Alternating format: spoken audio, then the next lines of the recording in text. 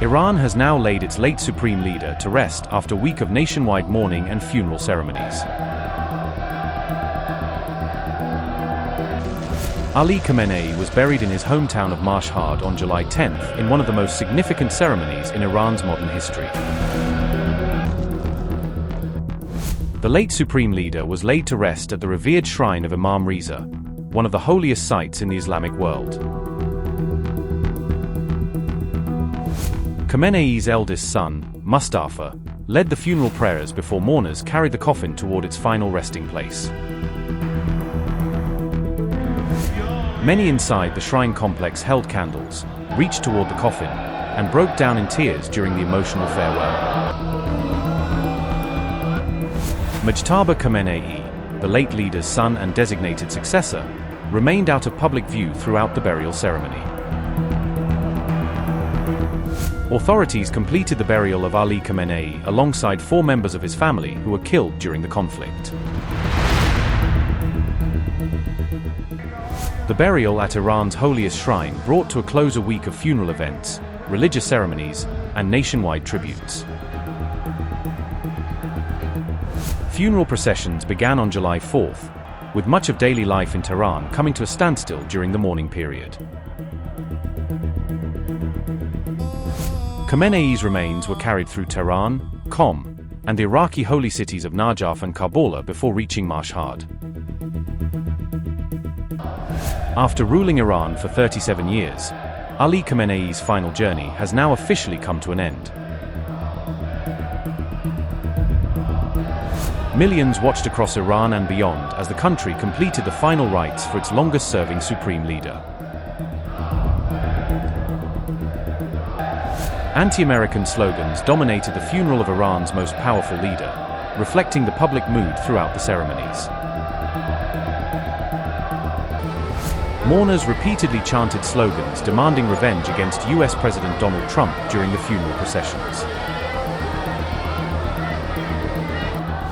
Cries of "Death to America" echoed throughout the Imam Reza Shrine as thousands gathered for the burial.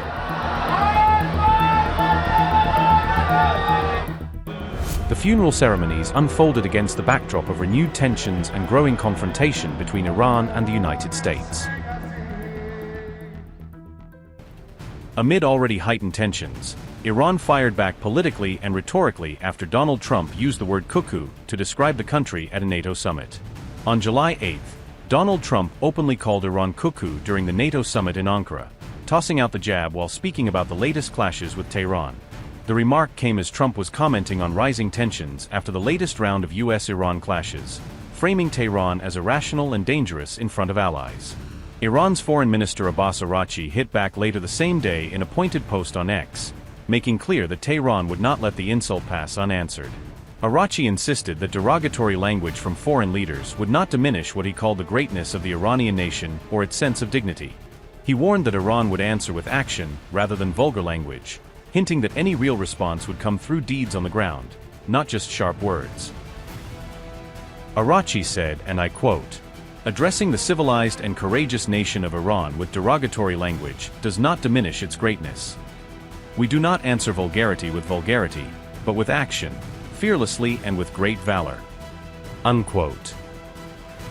Araghchi's remarks came after days of fresh military escalation between Iran and the United States, with each side trading fire and signaling they are ready for more.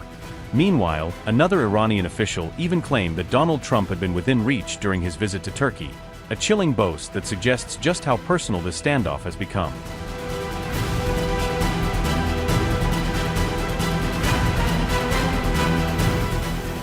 An Iranian official claimed Donald Trump was within Iran's reach during his visit to Turkey. Iran says it deliberately chose not to target Trump in order to preserve relations with neighboring countries. The official said Tehran exercised restraint despite growing calls to avenge the killing of Ali Khamenei. Iran claimed maintaining good neighborly relations took priority over attacking the U.S. president. Ayatollah Zaghami said, and I quote, "Trump was within reach for retaliation over Khamenei, but in order to preserve friendship and good neighborly relations with neighbors, we did not target him." Unquote. The official also called for Turkey's ambassador to be summoned over Trump's actions. Iran accused Donald Trump of directing attacks on Iran while attending the NATO summit in Turkey. The remarks came as the ceasefire collapsed and the United States and Iran resumed exchanging military strikes. Earlier, an Iranian MP claimed Trump's presence at the NATO summit presented an opportunity to target him. An IRGC-linked channel claimed that Iran launched a large-scale missile attack targeting multiple U.S. military bases across the Middle East. The channel said several American military facilities were struck, though it did not disclose the exact locations of the targets. Kuwait's military confirmed that its air defense systems were actively intercepting hostile missiles and drones over the country. The Kuwaiti army said, and I quote, "The Kuwaiti air defenses are currently confronting hostile missile and drone attacks." The General Staff of the Army notes that if explosion sounds are heard, they are the result of air defense systems intercepting the hostile attacks. Everyone is kindly requested to adhere to the security and safety instructions issued by the competent authorities. Unquote. Kuwait said the explosions heard across the country were caused by its air defense systems intercepting incoming threats. The Kuwaiti army urged residents to strictly follow official safety instructions as the attacks unfolded. Tasneem News reported that the U.S. Fifth Fleet headquarters in Bahrain was targeted once again on July 9th. Local sources quoted by Tasneem also reported fresh explosions in Bahrain following Iran's latest attacks. The latest wave of strikes marks a significant escalation in the rapidly worsening military confrontation between the United States and Iran. The Persian Gulf has now emerged as the latest flashpoint in the expanding regional conflict.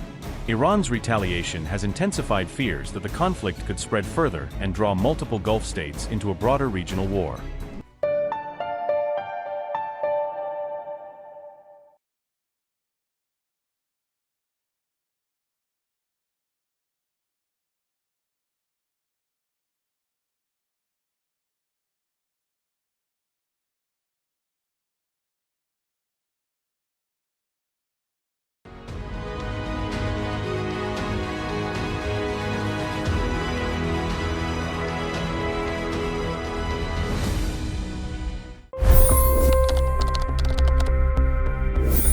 $25 crore गरीब गरीबी को परास्त करके बाहर निकले। For the good of our nation, let's work together and let's truly make America great again. The fastest news breaks. Requested PM saying that look, you will have to speak to Putin and to Zelensky. The biggest news makers. The relationship with India is probably the most important bilateral relationship the U.S. will have for the rest of this century. The capital delivered quite an election result today. Expert analysis. The million-dollar question today is how to stop this dance of death. Ground reports. I'm standing at the crossroad of the Kumbh Mela. Behind me are more than 100 entry guards. Long-form interviews. Exclusionary politics is reflected in Manipur case as well. You don't bother because this is a small state.